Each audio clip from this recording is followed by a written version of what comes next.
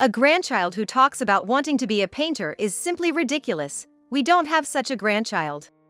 Who would attend the funeral of a grandchild who didn't meet our expectations? One day, my 13-year-old son Tom, who aspired to be an artist, suddenly passed away in a traffic accident. While arranging his funeral, engulfed in deep sorrow, I informed my in-laws. Their attitude made me so angry that my hands trembled. Realizing it was futile to say anything more, I simply said, "That's enough," and hung up the phone. A few days later, during Tom's funeral, my mother-in-law called again, stunning me with her words. "We have important guests coming over. Come help right away." Her usual selfish demand left me aghast.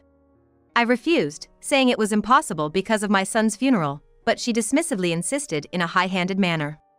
"A child's funeral like that doesn't matter. You've always refused my requests, so help out today for once."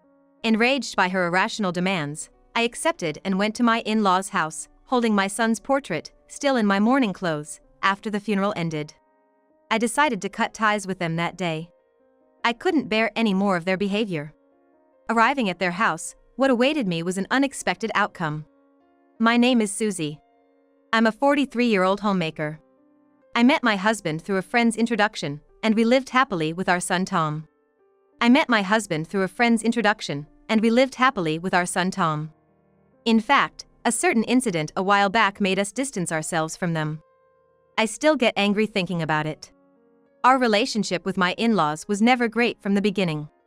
Every time there was a gathering at their house, they would summon me to help with various tasks. "How many times do I have to tell you to come immediately when called?" "Well, never mind. Take these dishes to everyone, and we're running low on drinks, so go buy some." And then, their high-handed orders and their attitude, as if it was the most natural thing, made me dislike them, honestly. Throughout this, my husband always stood up for me. "Mom, stop making Susie do everything. She's not a servant, you know."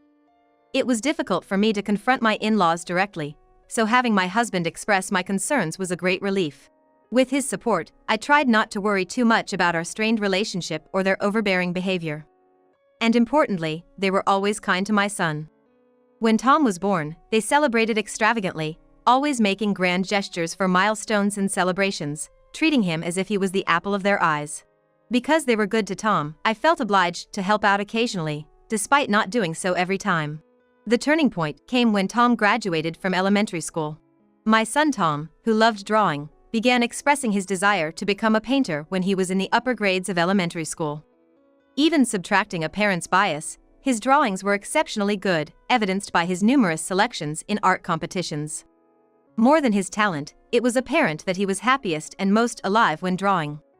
Despite the challenging and harsh path of a painter's life, my husband and I supported Tom's dream. However, my in-laws felt differently. During a celebration for Tom's elementary school graduation, the moment he spoke of his dream to become a painter, my in-laws' faces soured. "A painter? Don't choose a career that won't earn you money. That's nothing to be proud of. Tom should become a lawyer or a doctor. Those professions offer security and high social status." Their previously kind and pleasant demeanor turned into one of anger and imposition. Their reaction left Tom wide-eyed and frozen. Furthermore, they directed their anger towards my husband and me. "What kind of education have you been giving him? How can Tom say he wants to be a painter?" "Exactly. Tom is the heir of our family. He must pursue a respectable profession, or it's a disgrace." I felt like I had been hit on the head. Their kindness towards Tom was only because he was a boy and the heir. They intended to use him for their own pride. Realizing this, I felt intense anger. My husband, standing next to me, seemed just as furious. Tom was scared by the sudden outburst from his usually kind grandparents. We hugged him and glared at my in-laws. "Please don't use Tom for your bragging rights. His life is for him to decide, not you." My in-laws, faces red with anger, were shouting something, but we ignored them and left their house. Since then, my in-laws stopped showing affection towards Tom. The only communication we received from them was when they demanded our help for family gatherings at their house. Each time, my husband angrily refused, allowing our family to live peacefully. In middle school, Tom joined the art club and started practicing drawing seriously. He happily shared his daily learnings and creations with us. My husband and I watched him with fondness as he spoke about his day. But this peaceful life didn't last long. One evening, as I was preparing dinner, thinking Tom would be home soon, the phone rang. Hello? What? Tom was in a traffic accident. The call was from a local hospital, informing me that Tom had been involved in an accident on his way home from school and was taken to the hospital. I hurriedly contacted my husband at work, and we both rushed to the hospital. We met at the entrance and were guided to Tom's room, but I was speechless at the sight of my battered son. Barely opening his eyes, he looked at us as my husband desperately spoke to him. I also held Tom's hand, speaking to him with all my might, but tragically, he quietly passed away. The premature loss of Tom made everything go dark before my eyes, and I collapsed on the spot. My husband, who embraced me, was pale and had a vacant look in his eyes. Amidst our grief, there were many things to arrange for the funeral. But during the hospital staff's explanation, my husband collapsed due to the overwhelming shock and was admitted to the hospital. I had to stay strong at least until the funeral. I felt like collapsing myself, but I resolved to be strong and composed. After setting the funeral date with the funeral home, I contacted family and the school. Everyone expressed their sadness and wished to attend the funeral. I was hesitant about contacting my in-laws. Even if we are almost estranged, they are still family. Should I contact them? But fearing repercussions, I called them after a long time. "Oh, what a rare call from you," my mother-in-law said snidely. I held back my retort and informed her of Tom's death and the funeral date. Her response was shocking. "What? I don't have a grandson like that." Excuse me? I was speechless at her words. Then I heard my father-in-law's voice, likely on speakerphone. Both of them speaking in a tone that seemed mockingly cheerful. "A grandson who wants to be a painter? We don't have one, do we?" "Right. So, he died? Well, who would attend a funeral for a grandson who didn't meet our expectations? Just handle it yourselves." Their words shook me with anger. How could they speak like that about a grandson who didn't conform to their expectations? My husband and I were heartbroken, and he had even collapsed from shock. Yet, they seemed indifferent, even taking delight in my husband's hospitalization, saying it was a punishment for being a disobedient son. Listening to my in-laws, I was on the verge of exploding with rage, but I took a deep breath and calmed myself down. Realizing arguing with them was futile, I simply said, "Fine," and hung up. A few days later, we held Tom's funeral as planned. Many people came to bid farewell to Tom, and their presence warmed my heart amidst the unbearable sorrow. I determined to focus on saying a final goodbye to my son, which was for my husband too, who was unable to attend the funeral. I was trying to keep my composure as the ceremony was nearing its end, and attendees were placing flowers on the casket. Then, my phone vibrated at that moment.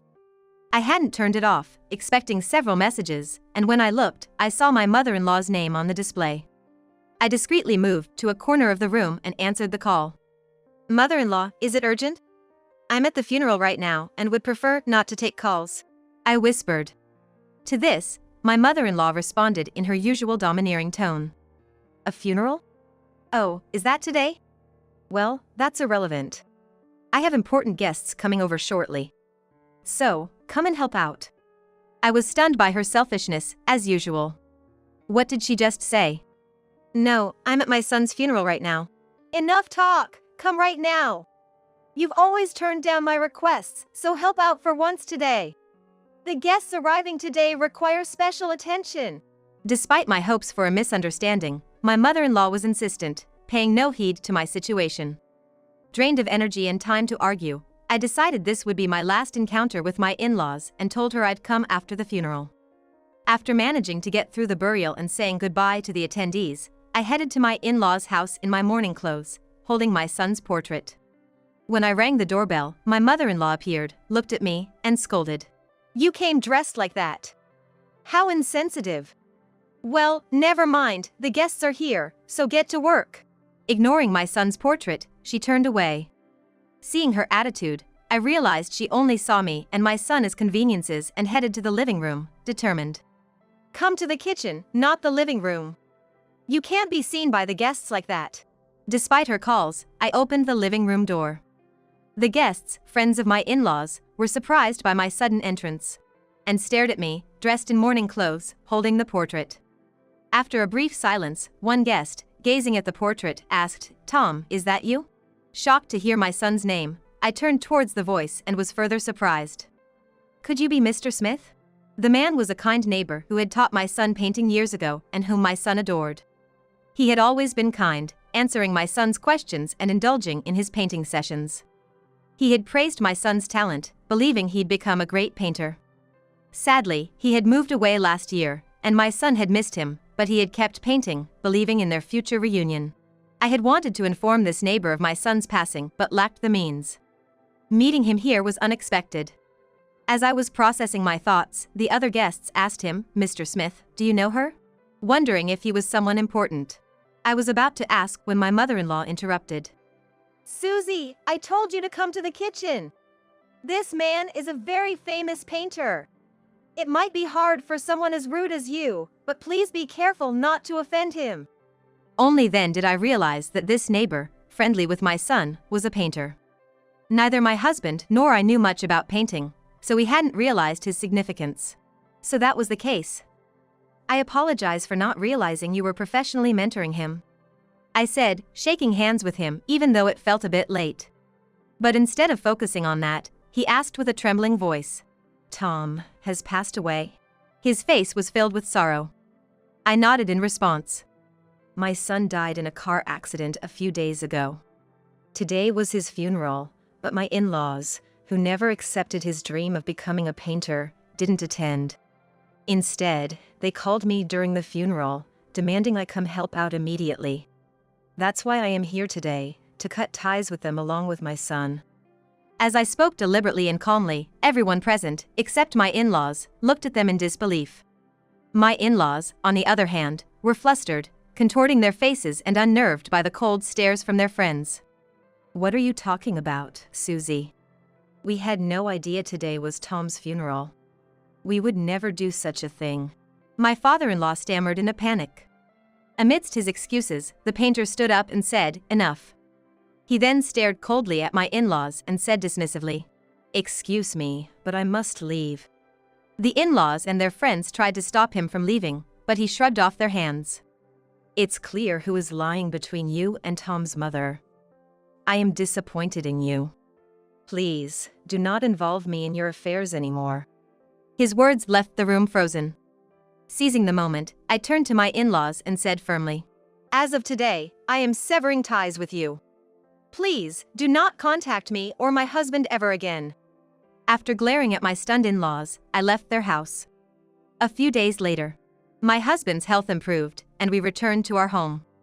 We prayed in front of Tom's portrait, mourning him together since my husband couldn't attend the funeral. Then the doorbell rang. It was Mr. Smith, our former neighbor and the painter. He asked to share the memory of our son with us, and we gladly welcomed him. He prayed too, silently shedding tears. There are many mourned our son. The fact brought us a bit of solace. After a while, we shared memories of our son. After reminiscing, I asked something that had been on my mind. "Mr. Smith, why were you at my in-laws' house that day?" It didn't seem like he was close with them, so I wondered about the connection. He answered with a bitter expression. Apparently, he was acquainted with a friend of my in-laws. They had invited him. But during his visit, my in-laws, despite meeting him for the first time, were arrogant and even smugly requested a special painting for themselves. Mr. Smith was displeased with the condescending attitude of my in-laws, and it was about to leave when I arrived. "If I hadn't been invited by a friend, I might still be unaware of Tom's passing. I'm truly glad I could meet you again," he said thoughtfully, and then continued. "Tom was truly talented, a wonderful kid. It's such a shame that we have to say goodbye so soon." He said this as if savoring the words, looking at my son's paintings displayed in our home. Then, he made a suggestion, "If you like. Would you consider holding an exhibition in memory of Tom?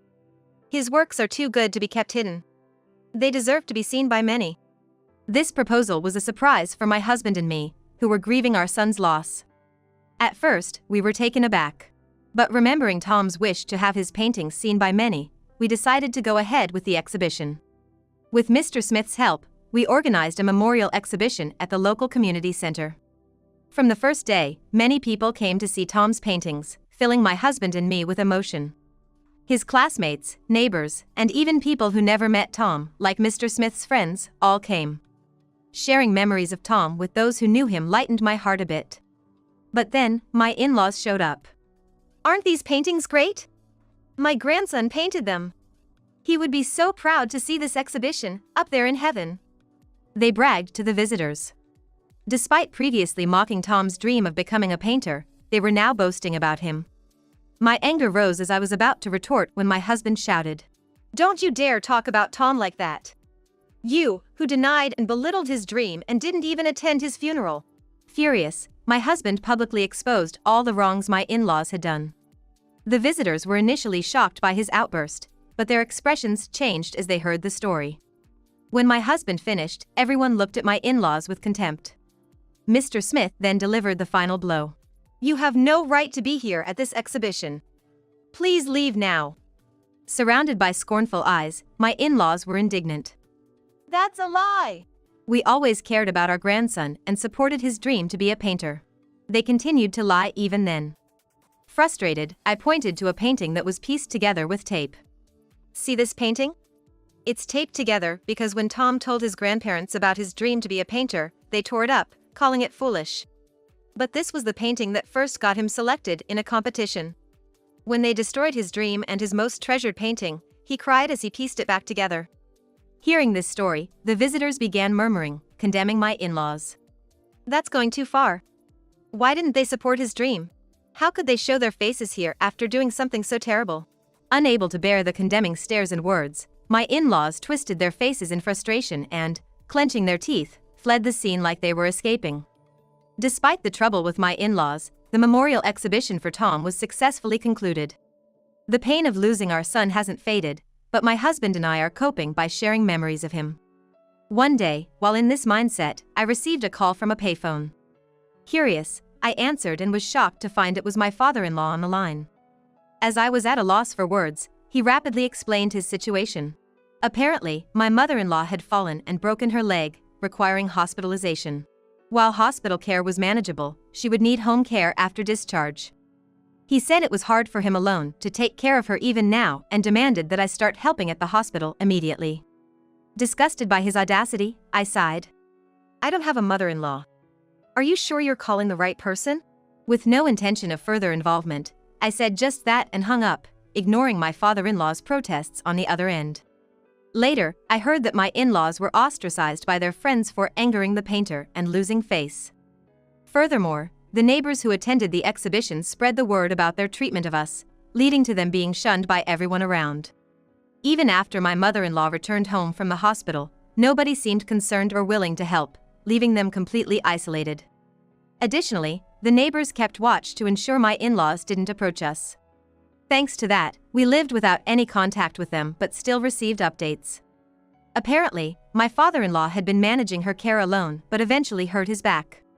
Unable to care for her by himself, they both ended up in a nursing home. Due to their age, my father-in-law's back condition didn't improve, and my mother-in-law, who disliked rehabilitation, weakened further and became unable to walk. With no visitors, they were reportedly living in loneliness. Perhaps unable to bear the solitude or finally regretting their actions, they began calling my husband frequently after moving to the nursing home. However, my husband also wanted nothing more to do with them and ignored all the calls. Over a year has passed since we lost our son, and we still haven't overcome our grief. Nevertheless, we're trying to live positively, cherishing our son's paintings and reminiscing about him together. Of all his paintings, we especially cherish one depicting our family of 3. I've placed it in the most visible spot in our living room and pay my respects every morning.